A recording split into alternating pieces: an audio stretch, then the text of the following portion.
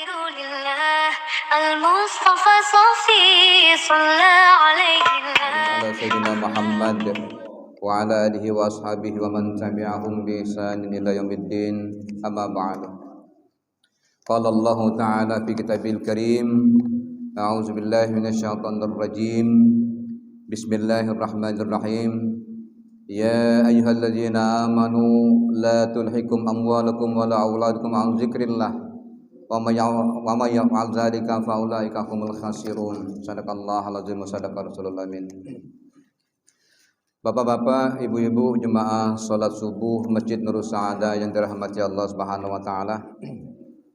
Alhamdulillah pada pagi hari ini kita bisa bermuwajahah kembali.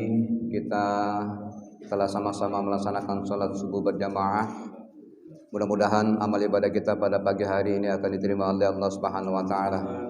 Amin ya rabbal alamin. Kemudian salawat beriring salam semoga tetap tercurah kepada junjungan kita, keharibaan kita, Nabi besar kita Nabi Muhammad sallallahu alaihi wasallam, juga kepada para keluarganya, para sahabatnya, termasuk kita semua para pengikut beliau yang setia ila akhir zaman. Bapak Ibu yang berbahagia, kalau tidak salah 2 minggu yang lalu kami dari para dai Pemkot ini diundang oleh wali kota. Ya, malam Senin 2 minggu yang lalu kami 1000 dai itu dikumpulkan oleh beliau karena beliau akan mengakhiri masa jabatannya. Jadi pada malam hari itu saya ambil cerita singkatnya, beliau memberikan kata sambutan dan pengarahan kepada para dai Pemkot ini, sebab beliau pertama kali mengikrarkan Palembang dengan sebutan apa belakangnya itu Palembang. Nah, Palembang Darussalam itu. Apa arti Darussalam itu? Kalau kita artikan secara letterlek, wilayah yang selamat, wilayah yang aman. Itu berharap beliau dengan kalimat Darussalam itu ada sesuatu yang harus ditonjolkan di kota Palembang ini. Makanya beliau pada tahun 2016 yang lalu membentuk dai Pemkot itu. Pada waktu itu baru sejumlah 107 orang dai Pemkot itu. Nah, pada kejadian pertama kali itulah yang menjadi ingatan kuat beliau, Pak Harnojoyo pada waktu itu. Kata beliau, pertama kali saya akan melaksanakan kegiatan dai Pemkot pada waktu subuh itu, ternyata yang namanya halangan, tantangan, hambatan itu memang sangat luar biasa, kata beliau. Bagaimana? Pada pagi hari itu beliau siap-siap untuk menyampaikan kepada ajudan, Pak, malam nanti subuh nanti kita akan laksanakan subuh berjamaah pertama kali di Gandus. Tidak tahu-tahunya setelah berapa lama itu beliau dapat telepon dari pusat, dari Jakarta, untuk segera berangkat ke Jakarta karena ada acara penting, rapat penting yang harus tidak bisa diwakilkan oleh wali kota yang lain, wakil wali kota, harus wali kota yang datang.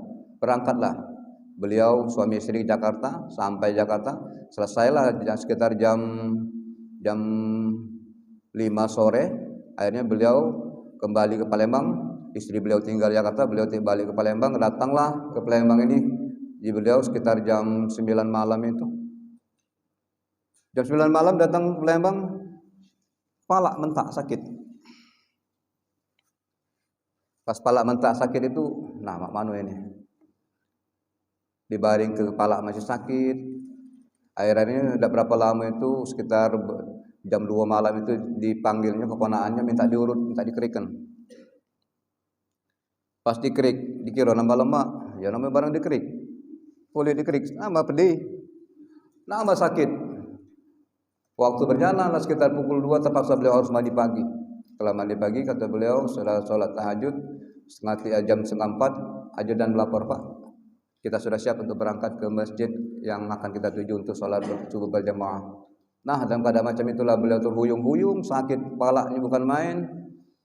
Beliau berniat, ya Allah, jangan biar kaki aku menunjuk sambutan di masjid, kaki aku pingsan, alangkah malunya aku sebagai wali kota. Akhirnya beliau setelah siap berangkat, langsung naik ke mobil. Setelah naik ke mobil, apa tuh belakangan tuh agak dibundur sedikit deh. Nah, agak disender ke belakang gitu sambil beliau menutup mata sambil beliau berzikir. Nah, dalam keadaan berzikir itulah agak tertidur sedikit barangkali katanya. Tetap berzikir itu tidak berapa lama supir ngomong, "Pak, kita sudah sampai." Nah, pas sudah kalimat sampai itulah Pak, katanya, waktu aku turun, tiba-tiba badan aku tadi langsung hangat. Setelah itu hilang perasaan di sini pening tadi Pak. Masya Allah, itulah barangkali salah satu niat aku untuk mengajak subuh berjamaah warga masyarakat Kota Palembang ini. Ternyata ujung-ujungnya baliknya tantangan, hambatan di tangan itu ada di balik itu hikmah yang sangat luar biasa rupanya. Alhamdulillah setelah turun dari mobil tadi sehat beliau. Makanya jadi kenangan pertama kali yang saya lakukan ketika melaksanakan dai Pemkot ini, inilah yang jadi kenangan aku yang paling mengesankan, kata beliau. Kemudian yang kedua itu juga ada undangan dari Kertapati. Kertapati itu melewati sungai. Pakai ketek, nak nyebrang ke masjid, ke musola itu, bukan masjid, musola katanya. Ke musola itu pakai ketek. Pas nak pergi hujan deras. Hujan deras. Paslah hujan deras itu sampai di jalan tepat, paksa naik mobil pakai payung. Sampai berjalan lah macam ke pinggiran lain itu tiba-tiba hujan berhenti. Naiklah ketek. Pas naik ketek selesai apa sampai ke musola tadi berjamaah menggunakan pengaruh segala macam itu. Pas balik, pas datang mobil hujan lagi. Datang ke rumah. Alhamdulillah acara tadi kebetulan nak pergi hari hujan, pas lagi acaranya hujan berhenti, pas selesai acara hujan lagi. Lainlah. Dua hal inilah Bapak Ibu yang sangat berkesan bagi saya pertama kali ketika meminta kepada pemerintah Kota Palembang ini untuk melaksanakan kegiatan dakwah itu dengan dai Pemkot sebanyak 107 orang pertama kali itu. Nah, akhirnya apa? Perasaan bangga itu, kalau macam ini kurang kita nih tenaga untuk dai Pemkot ini, akhirnya ditambah menjadi 300, menjadi 500, menjadi 7,5 sampai sekarang sejumlah 1.000 dai yang ada di Kota Palembang. Setelah Pak Reza Pahlavi Kesra mengecek data berdasarkan aplikasi yang ada di Kota Palembang ini, ternyata masjid, musola, surau yang ada di Kota Palembang ini sekitar 2.000 lebih. Sementara dai yang ada di Kota Palembang ini baru 1.000.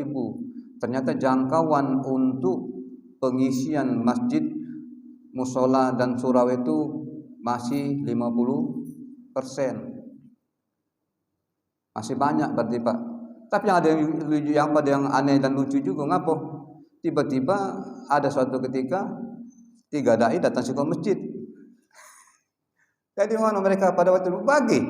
Ada yang mau acara, ada yang imam, ada yang ngisi tausiah. Ternyata pada waktu itu boleh. Sekarang tidak bisa lagi seperti itu. Setiap satu masjid harus satu dai yang datang, yang mengisinya. Kalau macam itu, percuma masjid sebanyak itu, musola sebanyak itu, masih ada yang kosong. Nah, oleh beliau mengharap pada kita dengan adanya kegiatan seperti ini, yang diharapkan Palembang Darussalam itu muncul nilai-nilai keagamaan di Kota Palembang ini. Itu yang diharapkan oleh beliau Pak. Pada waktu rapat itu juga Pak Ketua DPR Bapak Zainal Abidin juga pada waktu rapat tidak ada pengesahan tentang masalah perwali tentang dai Pemkot ini. Tapi yang menjadi permasalahan pada waktu rapat itu Bapak Ratu Dewa lupa menyampaikan pada waktu sidang. Setelah selesai sidang baru ngomong, "Pak, mana masalah untuk dai Pemkot?" Nah, uji Pak Zainal Abidin, ngapa kau tidak ngomong dari tadi?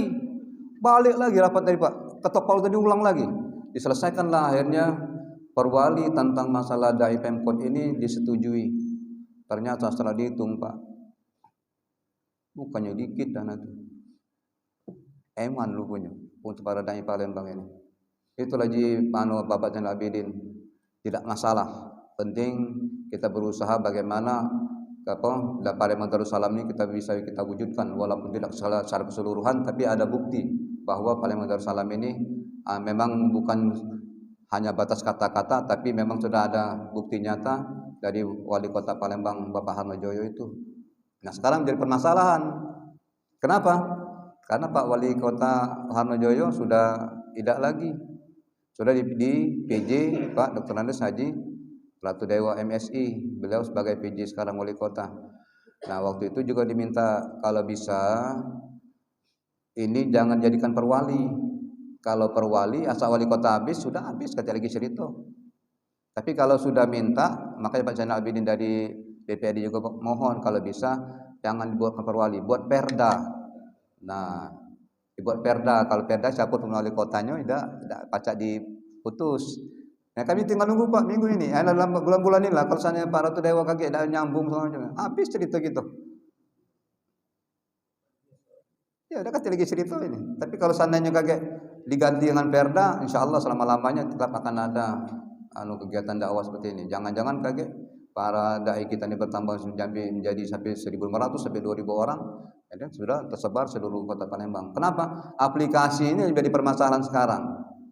Yang menjadi permasalahan sekarang, aplikasi itu tidak bisa di luar kota Palembang. Cak aku nih, kalau bangsa aku ngisi di rumah Talang Keramat banyak masjid di sana. Tidak masuk aplikasi, tidak dihitung. Khusus di kota Palembang, baik. Nah makanya kita sangat bersyukur, salah satu niat baik wali kota untuk menjadikan Palembang Darussalam itu antara lain seperti itu. Kemudian yang kedua apa? Basnas, Badan Amil Zakat Nasional itu yang diketuai oleh Bapak Ridwan Nawawi itu, alhamdulillah sekarang ini sudah berapa rumah yang dibedah oleh beliau. Itu ketua kami taruh beliau itu Basnas Ridwan Nawawi itu. Dan sekarang alhamdulillah sudah berjalan kegiatan Basnas itu. Kenapa? Dari kami dari Pemkot ini dikumpulkan uang infak. Tidak perlu besar sebenarnya. Cuma Rp2.000. Tapi kalau dikalikan berapa ribu orang, itulah yang bisa dijadikan. Ya uangnya Rp2.000 itu Pak. Secara omongan baik. Tidak mungkin uangnya Rp2.000. Paling kecil 10.000 pasti. Ada yang mungkin lebih, ada yang 100.000, ada yang ya inti kalimatnya itu Rp2.000 saking kecilnya. Tapi yang lebih daripada itu ada yang sudah mungkin lebih daripada itu memberi. Nah, makanya alhamdulillah Bapak Ridwan Nawawi itu juga bisa mengajak kita untuk berinfak dengan Rp2.000 itu, sekaligus sebagai anggota Basnas bisa membangun beberapa perumahan yang warga yang kira-kira berhak untuk dibedah. Sudah berjalan itu alhamdulillah. Kemudian juga Pak Hanojoyo pada waktu berjalan itu katanya ada yang sedih.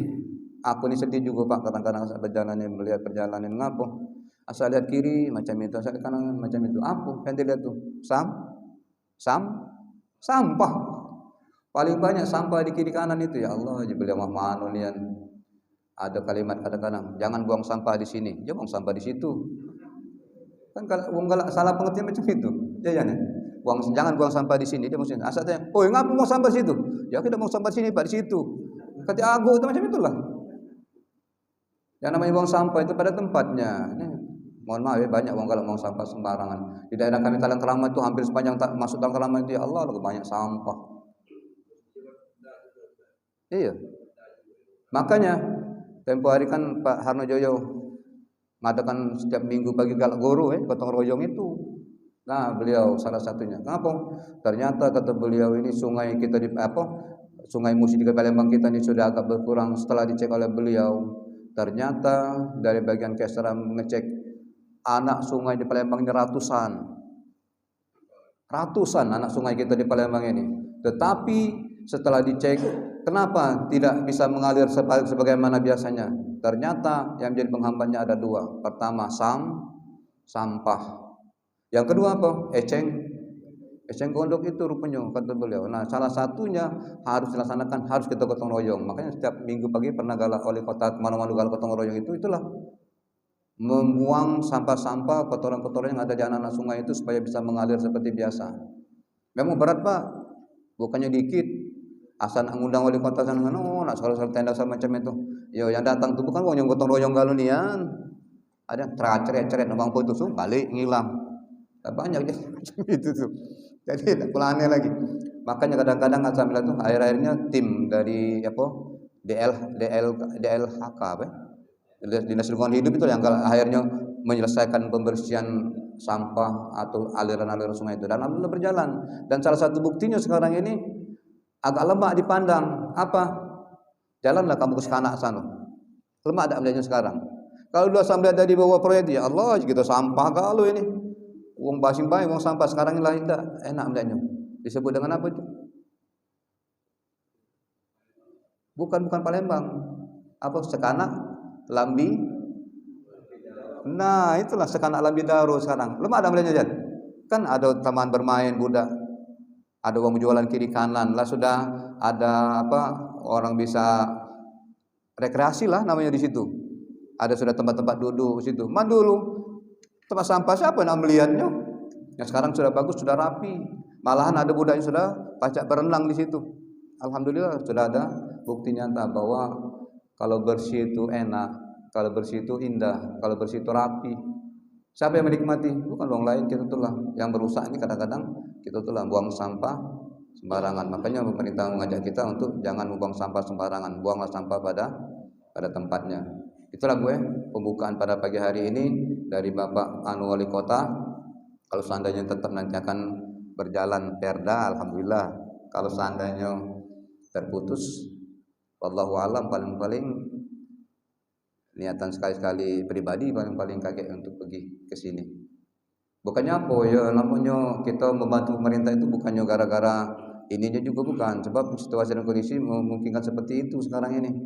Jadi kita sama-sama berharap mudah-mudahan Pak Harnojoyo telah selesai mengakhiri masa jabatannya, beliau tetap sehat, dan yang menjalankan PJ sekarang Kanda Ratu Dewa, ini kakak tingkat kuliah tempoh hari, beliau juga akan amanah untuk melaksanakan tugas dengan sebaik-baiknya. Nah, kesempatan pagi hari ini saya hanya sedikit bercerita. Sebenarnya aku nih kemarin tuh semalam tuh panasnya badan aku. Ini lah, tak pernah ngokol terus, batuk terus.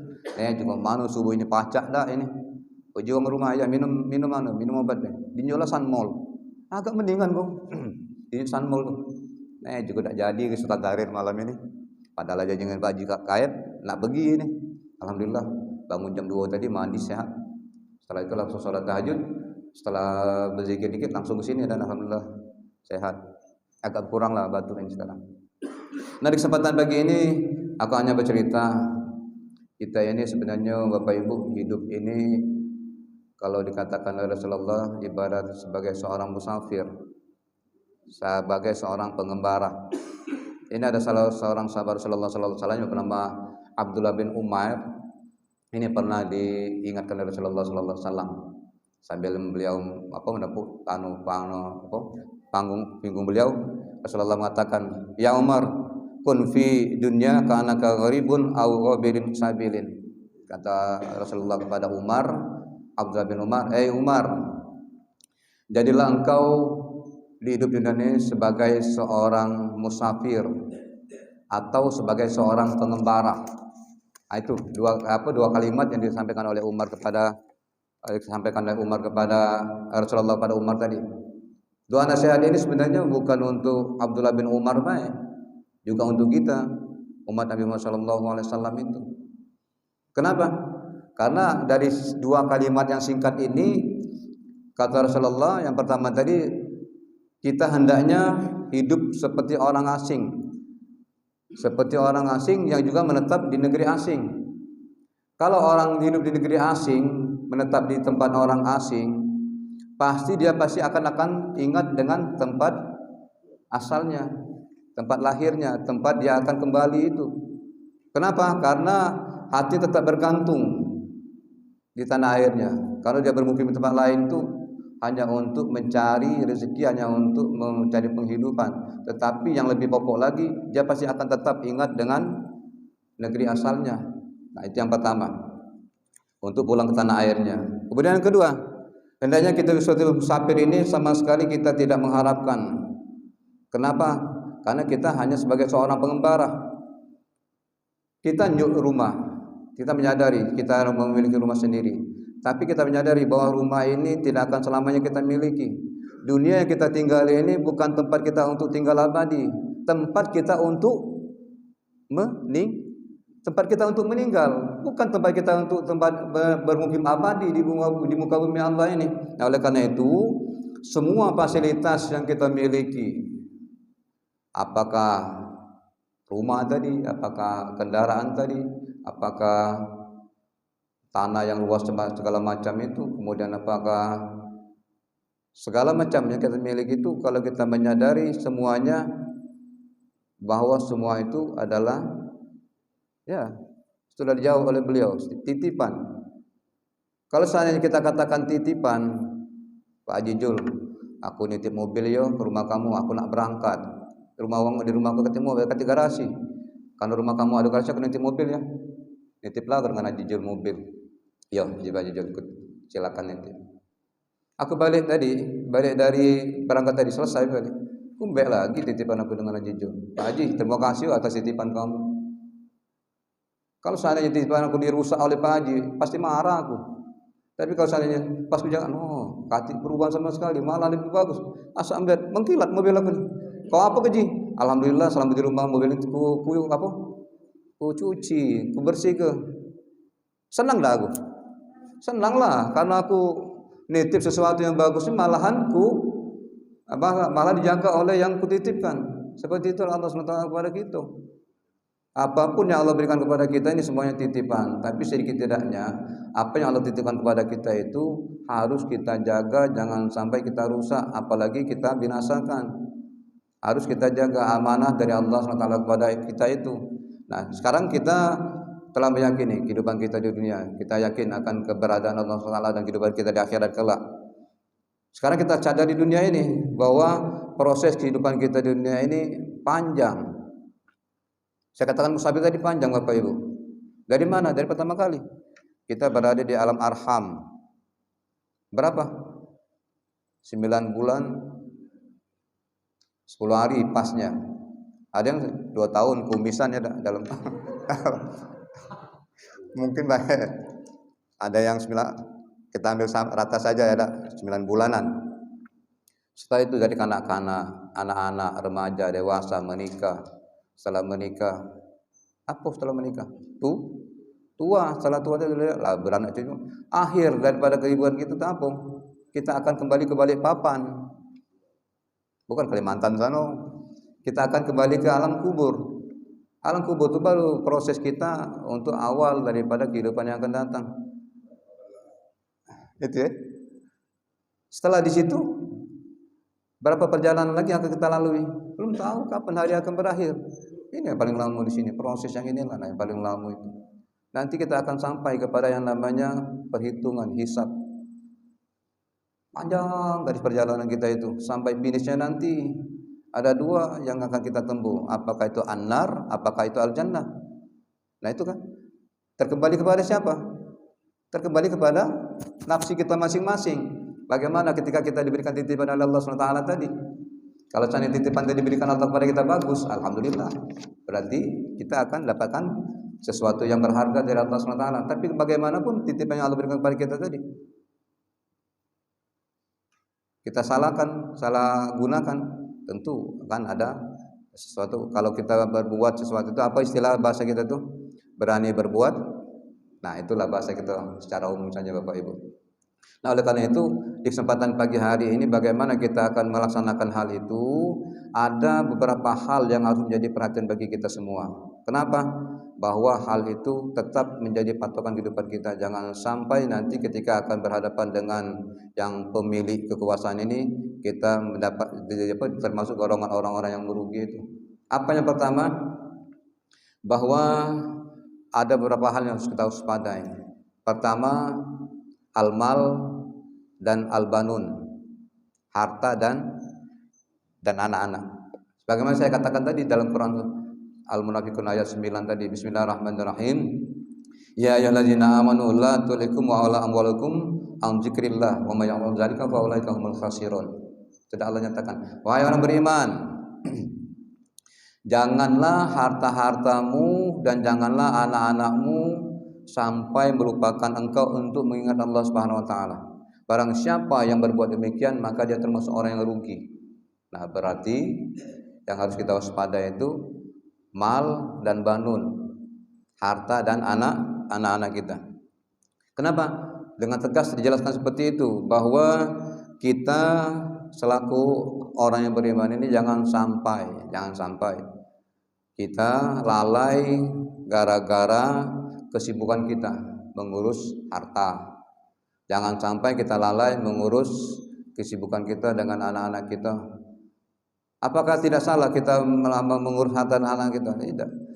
Allah malah menganjurkan kepada kita, carilah harta sebanyak-banyaknya untuk kehidupan kamu di dunia. Ada. Sebagaimana hadis mengatakan Bekerjalah kamu untuk duniamu seolah-olah kamu hidup selamanya, dan bekerjalah untuk akhiratmu seolah-olah kamu mati besok. Berarti Islam tidak melarang untuk jadi harta, tapi yang paling pokok itu jangan sampai harta yang kita dapat itu melalaikan kita untuk melaksanakan segala perintah Allah, kewajiban kita kepada Allah itu. Apa yang paling pokok? Kita ini kan ada dua, hablum minallah wa hablum minannas. Yang paling pokok hablum minallah itu bagaimana hubungan kita kepada Allah SWT. Kita sudah ada ketentuan bahwa sesuatu itu ada yang wajib, ada yang sunnah. Yang wajib kita utamakan. Alhamdulillah ini sudah berjamaah 5 waktu. Kita sudah salat subuh berjamaah di sini. Nah 5 waktu jangan sampai ditinggalkan. Kita ini kadang-kadang menjadi permasalahan, Pak. Agak meremeh-remehkan, agak mengulur-ulur waktu. Contoh, salat subuh sudah terdengar kalimat as-salatu khairum minan naum. Apa? Salat lebih baik daripada itu kan semestinya. Narik selimut malahan salat. Nutup telinga, nutup kuping, asal saya suruh ayo Pak atau Ma bangun agi oi baru jam 4:30. Air-airnya jam 6:30. Nah salat apa lagi itu? Ya duha belum masuk, subuh kelewatan, suruh kelewat. Akhirnya apa? Lewat. Macam itulah yang lain. Salat zuhur. Sudah jam sekarang ini 11.57 salat zuhur itu. Kadang-kadang ada seorang ngaji salat asar, baru lana salat asar, salat zuhur jam 3:05. Sekarang ini jam 3:02 salat asar. Lana asar baru salat zuhur. Salat zuhur macam itulah, salat asar macam itulah. Merasa kecapean, kaget dulu salat asar. Wah, lah ngaji baru salat asar. Lana maghrib baru salat asar. Nah, apalagi Isya ini waktunya sekitar 1 jam lebih. Hati-hati waktu itu. Nah, itu juga kadang-kadang. Nah, permasalahan kita sekarang ini kadang-kadang galak menunda-nunda waktu. Makanya dikatakan wal 'asr innal insana lafi khusrin illa alladzina amanu wa 'amilus shalihati wa tawassaw. Itulah. Kita ini kadang-kadang tergerus oleh waktu. Siapa yang membuat tergerusnya waktu itu? Kita itulah. Yang bagus kata Rasulullah, as-salatu ala waqtiha. Salatlah tepat pada waktunya.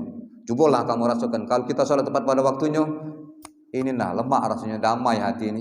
Ngapa? Tidak katik lagi rasa penghalang. Kita ini kadang-kadang yang galak itu itulah. Kita ini galak suka mengulur-ulur waktu. Ngapa? Nah, di pucuk kita kiri kanan ya lah kalau. Syaitan laknatullah alaihi salat tu sabar baik kata. Gawe kalau dulu apa yang baca gawe kan.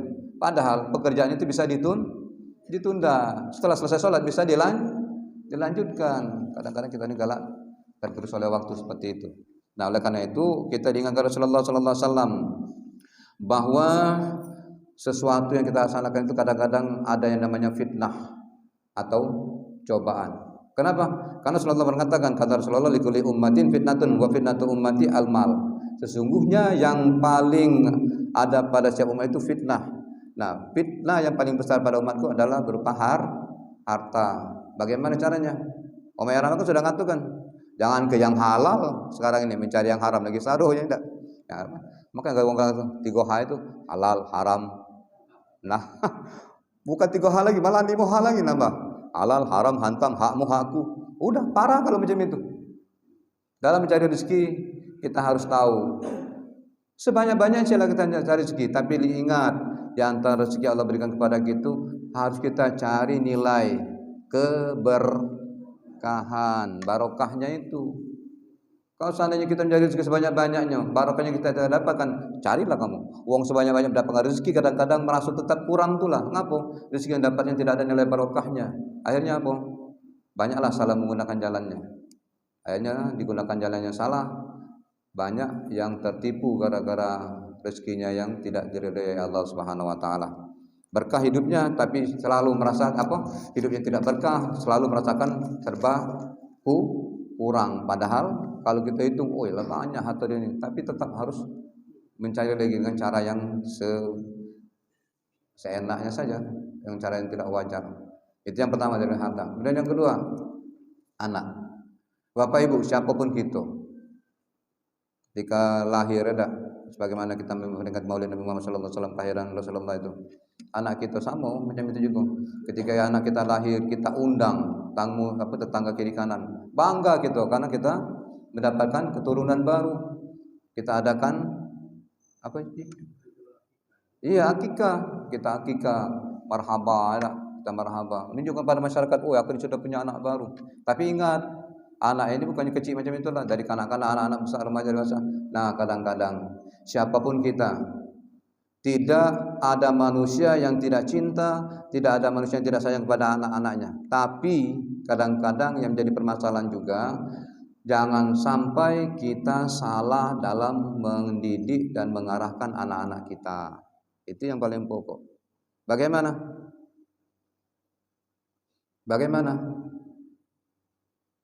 Kata Rasulullah sallallahu alaihi wasallam, murru as-sabiyyu bis-shalah iza balagha sab'a sinin wa iza balagha 10 sinin fadribu 'alaiha. Kita ajar, kita didik anak kita itu untuk melaksanakan ibadah, sholat dan sebagainya pada umur 7 tahun. Itulah cikal bakal kita memberikan pendidikan agama kepada anak. Kalau sudah berumur 10 tahun, dia ada melaksanakan perintah itu, kita pukul. Kita pukul dan mata berikan pendidikan. Bukannya kita ngocorai nyentum, ngocorai masuk rumah sakit kita tuh yang saroh. Pendidikan, pukul anaknya supaya anaknya melaksanakan segala perintah Allah, dan anaknya mudah pula ngomong. Bapak nyuruh aku sholat, nyuruh aku ke masjid. Dia aku pergi ke masjid tidak, dia ke musola tidak, aku disuruhnya. Apa kayu main kap kayu. Nah, gitu jadi mudah anak memberikan omongan Pak. Tapi kalau kita di depan memberikan contoh, uswatun hasanah, tak baca ngomong apa, ada baca ngomong apa anak. Tapi kalau ke masjid kau, musola kau, mbaknya masih di situ lah. Enggak, kawan berempat tam main kap tadi atau main remi atau yang lain, ujar anaknya, mbak ya nyuruh bae. Dia lagi nyuruh contoh. Ala kelemahnya anak membalikan omongan. Pak mana kita jawabnya? Nah, tanya besar, malu gitu dengan anak kita. Makanya orang tua harus menjadi contoh. Sebab kalau seandainya kita tidak menjadikan contoh, sudah banyak berita-berita yang beredar di media sosial, di televisi, ada gara-gara tidak ada pendidikan agama dalam diri anak, ada hal-hal yang kadang-kadang sudah terjadi di luar kuasa kita manusia biasa. Apa? Ada anak yang tega mengusir orang tuanya dari rumah, ngapo? Tidak nuruti kehendak anaknya. Mak bapaknya diusir oleh anaknya. Ada tak kayaknya? Aduh. Iya. Apa lagi? Ada yang sampai berebut. Nah, Pak Haji sudah ngomong. Ada yang sampai berebut. Iya. Ini kan ada kejadian baru ini. Mempidanakan orang tuanya dengan uang 2 juta rupiah sekarang menjadi 2 miliar. Anak yang macam apa macam itu? Ke pengadilan gara-gara pembagian harta waris merasa tidak adil, menggugat orang tuanya dari dapat duit uang 20 juta menjadi minta 2 miliar. Lah, gitu. Pak mano anak macam ini? Kenapa? Dekat nilai agama tadi dalam diri anak tadi, seolah-olah dia yang benar. Yang lebih parah lagi, ada anak yang tega. Nah, kalau sudah sampai tingkatnya macam itu, Bapak Ibu, wallahu a'lam bishawab, kita tidak bisa lagi memberikan tanggapan bagaimana sampai terjadi hal demikian. Oleh karena itu, Allah berikan kepada kita surah Al-Kahfi ayat 46. Bismillahirrahmanirrahim. Al-mal wal banun zinatal hayatid dunya wal baqiyatus shalihat. Allah nyatakan bahwa harta dan anak-anakmu itu adalah perhiasan dunia, tetapi amalan yang kekal dan baik bagi kamu adalah pahala yang sisimu di sisi Allah SWT, Tuhan yang Maha Pengasih, Maha Penyayang. Nah, jadi sekarang Bapak Ibu, intinya apa?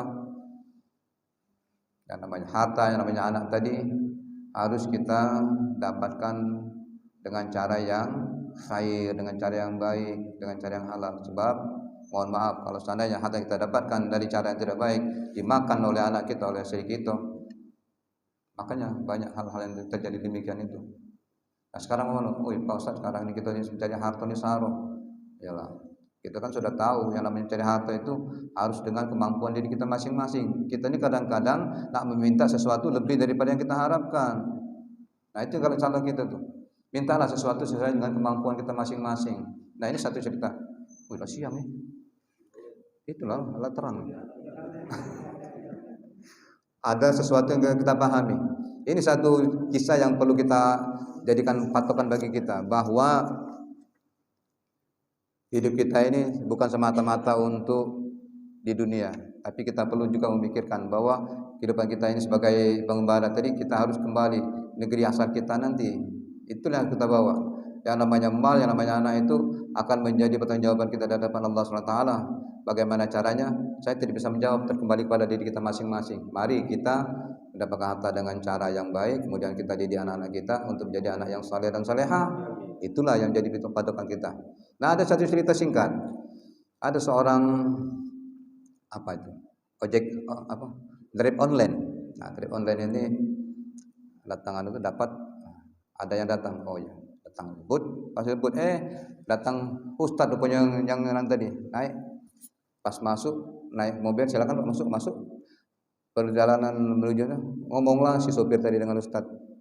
Pak Ustaz, ngapalah caknya saronan hidup aku ini Ustaz? Mendapat rezeki pijak saronian, kemudian dapat penumpang pijak saronian, hidup pijak saronian, utang banyak, nama bayar ojek online ini saronian. Rasanya lah pasrah itu pokoknya Ustaz, caknya lah kepengen mengakhiri hidup. Oh jangan Ustaz, jangan macam itu. Kira-kira apa Ustaz? Lantas Ustaz ngomong, Ustaz, kalau Allah ni bosan tak dengan kau? Terkejut dia. Kalau Allah ni bosan tak dengan kau? Jadi dia ngomong Ustaz dia bosan, dia terkejut dia. Lah, ngapa macam itu Ustaz? Ini bahasa aku supaya mudah Pak. Ngapa macam itu Ustaz? Nah, sekarang nak kau perhatikan. Allah di muka bumi ini kan ada malaikat pemberi rahmat, pemberi rezeki yang diutus oleh Allah SWT. Nah, malaikat itu kan mencari siapa yang berhak nak diunjuk rezeki ini. Pas dia ngomongnya, kau dicari di kelompok orang sholat tahajud, tak kati. Iya. Kau dicari di kelompok orang sholat duha, tak kati. Kau dicari di kumpulan orang sholat 5 waktu, batang hidung kau tak kelihatan. Iya. Kemudian kau dicari di rombongan wong yang ikut majelis taklim, ikut pengajian, batang hidung kau tak terlihat. Kemudian kau dicari di rombongan orang-orang yang galak bersedekah berinfak, tak kati juga kau. Dicari di mana-mana kau tak kati. Kau dilihat dicari juga rombongan wong yang berniat nak umroh nak haji, tak kati nama kau. Jangan kena berniat, jangan kena nak nyatat kau berniat lagi tak nak pergi haji nak umroh itu. Jadi akhir-akhirnya Bapak Ibu mendengar omongan ustaz macam itu, nangis sejadi-jadinya. Stop dia motor, stop, nangis sejadi-jadinya. Ngapa kau nangis jadi ustaz tadi? Baru dia sadar, ya Allah, ya selama ini ustaz aku dah pernah sholat, aku dah pernah tahajud, Nah, sadar dia rupanya Bapak Ibu, selama ini tidak pernah dia melaksanakan segala perintah Allah itu, semuanya dianggap biasa-biasa saja. Akhirnya ngomong depan Ustaz, ya Allah, ya Ustaz, kalau jemaah pernah taubat ya Ustaz, aku minta maafnya Ustaz. Akhirnya belajar dengan Ustaz, minta bimbingan. Dan alhamdulillah singkat cerita itu waktu berjalan dengan bimbingan dari Ustaz tadi, diajari sholat, diajari tahajud, diajari macam waktu berjalan akhirnya ya namanya Bapak yang saya katakan malaikat pemberi rezeki tadi kan, aduh saya sekarang ini, aduh dia ini sekarang ini, aduh ini sekarang. Nah, itulah rupanya. Ternyata harta yang kita dapatkan bukan hanya tenaga kita saja, tapi juga harus melalui ridha Allah SWT, melalui perantaraan malaikat yang telah Allah berikan tugas untuk berikan rezeki kepada kita. Jadi kalau kita mendapatkan rezeki itu Bapak Ibu, kalau besar alhamdulillah, kalau kecil syukurilah. Jangan beladas asal kecil berutuh. Ini kita harus bawahi bahwa sekalipun yang memberikan rezeki kepada kita, bagaimanapun bentuknya, bagaimanapun yang kita dapat, harus kita syukuri, harus kita nikmati, dan kita ingat apa yang kita dapat itu harus kita berikan kepada mereka yang berhak menerimanya. Berapa?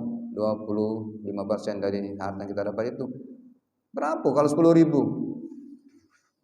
Selama rupiah cuma. Rp25 cuma. Berapa kalau 100.000? 2.500 cuma. Berapa kalau 1.000.000? 25.000 cuma. Masa ya kita dapat rezeki 1 juta untuk mengeluarkan 2.500, 25.000 beratnya. Itulah namanya getah. Iya. Iya. Nah, makanya kalau kita dapat rezeki itu, aku galak dapat itulah kadang-kadang pikir aja. Injak anak-anak aku di kampung kan. Siapa yang rajin 5 waktu ya, sholat maghrib dengan isya ke musola, Pak Ustaz unjuk hadiah ya. Jadilah bukan berdiri, walaupun cuma 5.000, 10.000 unjuk budak uang berapa itu kan lumayan juga. Mana hitung-hitung, lebih dari 2,5%. Itulah rezeki yang Allah berikan kepada kita. Oleh karena itu Bapak Ibu, di kesempatan pagi hari ini, mari kita kembali mengingatkan diri kita masing-masing bahwa kita ini akan melakukan sebagai seorang musafir, kita akan berjalan dan nanti kita akan sampai pada finishnya untuk bertemu atau berjumpa dengan Allah SWT melalui surganya ataupun jannahnya Allah SWT. Ini yang dapat saya sampaikan di kesempatan pagi hari ini. Kalaupun dalam penyampaian saya kurang berkenan, pada Bapak Ibu saya mohon maaf, dan kepada Allah SWT saya mohonkan ampunannya, dan saya akhiri. Assalamualaikum warahmatullahi wabarakatuh. Dan terakhir minta tolong untuk foto bersama.